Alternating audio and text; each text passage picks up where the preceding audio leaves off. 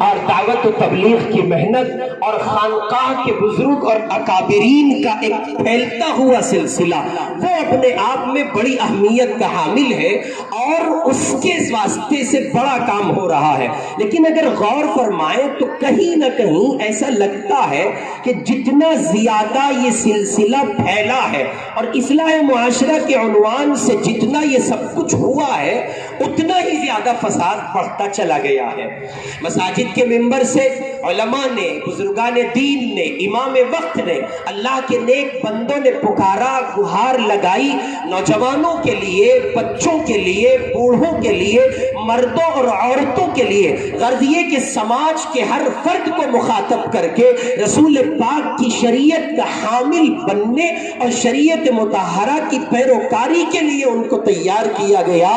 شریعت ان کو براہ راست سنائی گئی، قبر کے برزخ کے احوال ان کو بتائے گئے اور اسی کے ساتھ ساتھ یہ کہ جہنم سے ان کو ڈرایا گیا. لیکن جتنا یہ سلسلہ پھیلتا گیا اتنی زیادہ امت نڈر ہوتی گئی اور اتنا زیادہ معاملہ خراب ہوتا گیا. باپ پریشان ہے کہ اس کی اولاد ظالم ہے، باپ اور اولادیں پریشان ہے کہ باپ کا کردار اچھا نہیں ہے، مائیں پریشان ہے کہ بیٹیوں کا کردار اچھا نہیں، اور بیٹیاں پریشان ہیں کہ ماؤں کا کردار اچھا نہیں.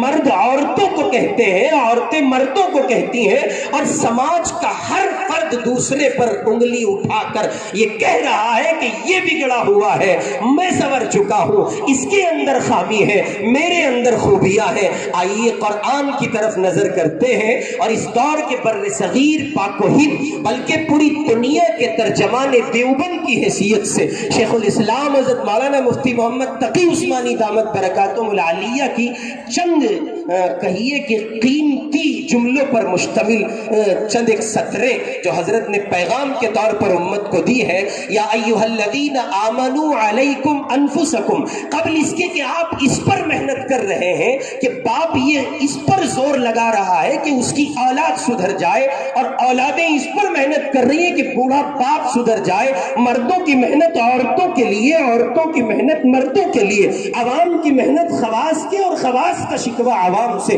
غرض یہ کہ ایک دوسرے سے ایک دوسرے کا جو شکوہ ہے، قرآن کی یہ آیت ہمیں باخبر کر رہی ہے اور کہہ رہی ہے آمنوا علیکم انفسکم، پہلے اپنی خبر لو، اپنی ذات کو میدان محنت بناؤ، معاشرے کی اصلاح کے لیے اپنی ذات سے ابتدا کرو، پھر اپنے گھر میں پہنچو، پھر اپنے گھر سے نکل کے خاندان اور قبیلے میں پہنچو، پھر محلہ ہے، پھر شہر ہے، پھر ملک ہے. اور وہ دن دور نہیں ہوگا. سنت اللہ یہی ہے، اللہ چراغ سے چراغ جلاتے ہیں.